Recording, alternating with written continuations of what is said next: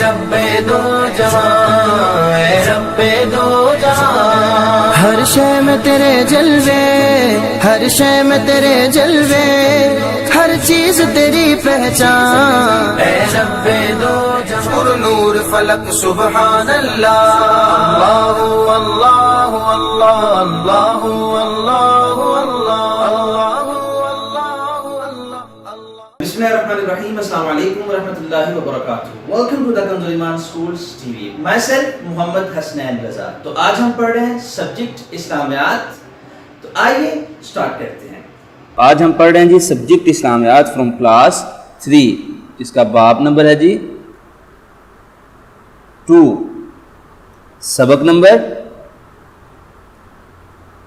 2، قرآن مجید کا تعارف۔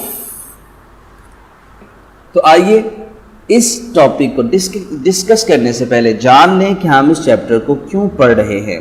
مقصد بچے یعنی کہ آپ قرآن کے بارے میں بنیادی معلومات حاصل کریں۔ تو بیٹا اس چیپٹر کو بڑی ہی خوبصورتی کے ساتھ بغور سننا ہے اور میرے ساتھ بلند آواز سے مل کے پڑھنا ہے۔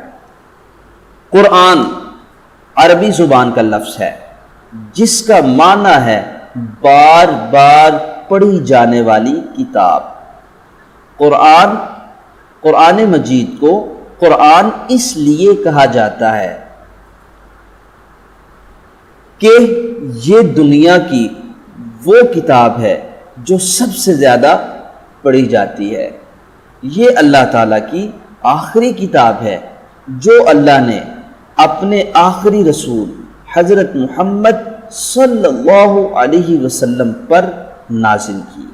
اس کتاب کو اللہ کے فرشتے حضرت جبرائیل علیہ السلام نبی اکرم صلی اللہ علیہ وسلم کے پاس لائے، لیکن یہ کتاب ایک دم نازل نہیں ہوئی بلکہ اسے تقریباً 23 سالوں میں نازل کیا گیا۔ قرآن مجید کے 30 حصے ہیں جنہیں پارہ کہتے ہیں۔ قرآن مجید میں کل 114 صورتیں ہیں۔ ہر صورت کے شروع میں بسم اللہ لکھی ہوئی ہے، لیکن سورۃ توبہ قرآن مجید کی ایک ایسی صورت ہے جس کے شروع میں بسم اللہ نہیں ہے۔ قرآن مجید میں 2 قسم کی صورتیں ہیں، ایک مکی صورتیں اور دوسری مدنی صورتیں۔ جو صورتیں نبی اکرم صلی اللہ علیہ وسلم کی ہجرت سے پہلے مکہ میں نازل ہوئیں انہیں مکی صورتیں کہتے ہیں۔ جو صورتیں نبی اکرم صلی اللہ علیہ وسلم کی ہجرت کے بعد مدینہ میں نازل ہوئیں تو انہیں مدنی صورتیں کہتے ہیں۔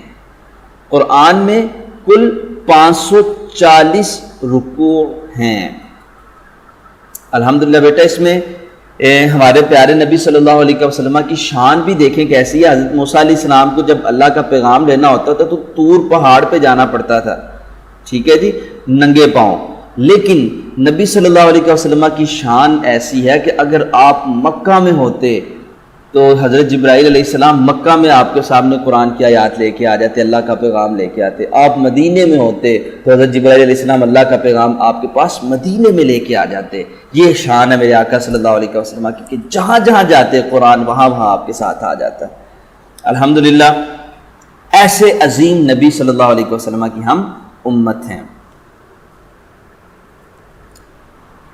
حروف مقطعات،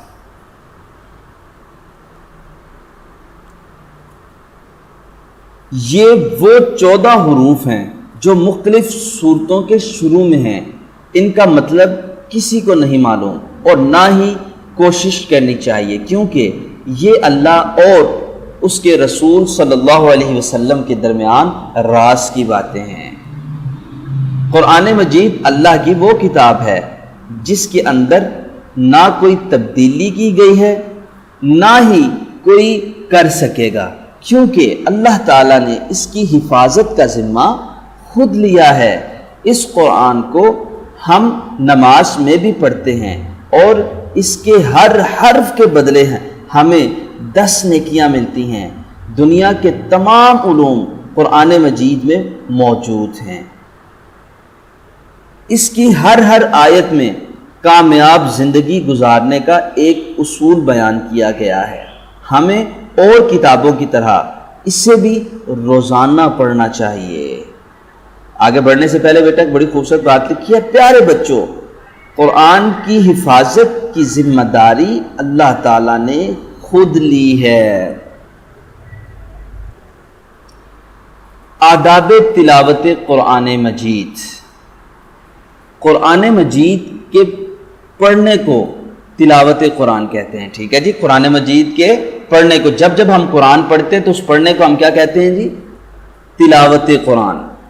قرآن مجید خود اللہ کے نیک بندوں کی نشانیاں بتاتے ہوئے کہتا ہے کہ اللہ کے نیک بندے قرآن مجید کی تلاوت کرتے ہیں۔ نبی کریم صلی اللہ علیہ وسلم نے فرمایا، خیرکم من تعلم القرآن وعلمہ، تم میں سے بہترین وہ ہے جس نے قرآن سیکھا اور سکھایا۔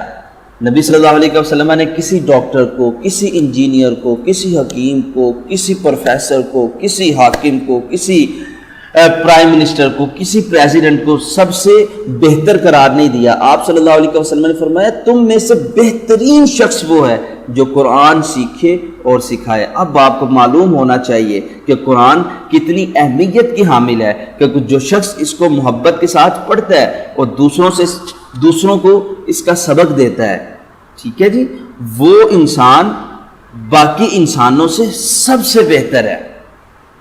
قرآن مجید کو پڑھتے وقت جن باتوں کا خیال رکھا جائے انہیں آداب تلاوت کہتے ہیں۔ کیا کہتے ہیں جی؟ آداب تلاوت۔ یہ مندرجہ ذیل ہے۔ چلیں جی آداب تلاوت اب پڑھتے ہیں۔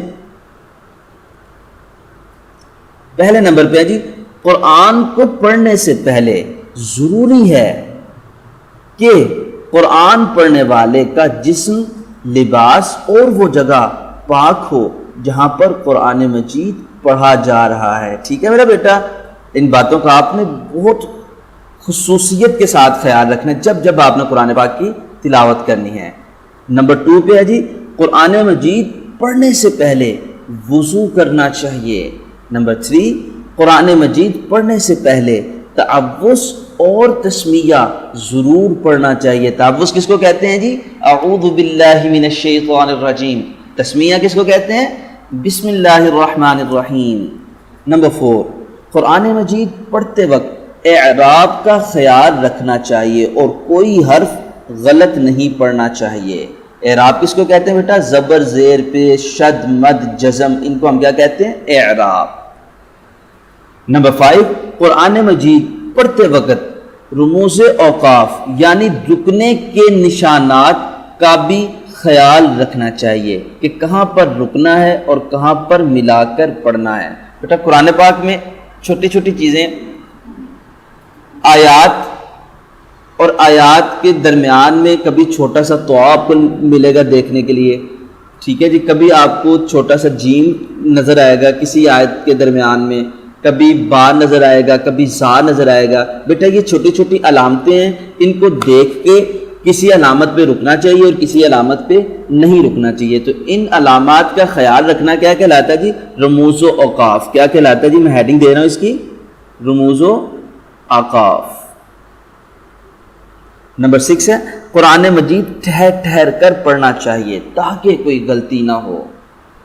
نمبر 7، قرآن مجید پڑھتے وقت دوسری باتیں نہیں کرنی چاہیے بلکہ قرآن پر ہی غور کرنا چاہیے۔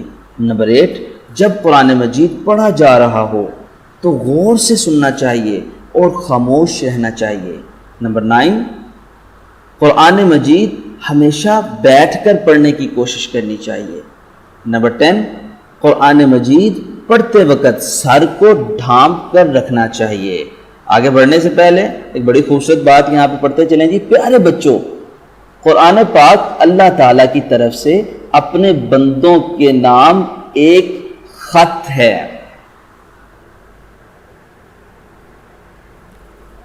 نمبر 11، قرآن مجید پڑھتے وقت اس بات کا خیال رکھنا چاہیے کہ آپ کی پیٹھ اس کی طرف نہ ہو اور نہ ہی کوئی شخص قرآن کی طرف ٹانگیں لمبی کر کے بیٹھا ہو۔ نمبر 12، اگر ممکن ہو تو قرآن مجید پڑھتے وقت خانہ کعبہ کی طرف منہ کر کے بیٹھیں۔ نمبر 13، قرآن مجید پڑھتے وقت قرآن مجید کے ترجمے پر بھی غور کرنا چاہیے تاکہ معلوم ہو کہ اللہ تعالی ہم سے کیا کہہ رہا ہے۔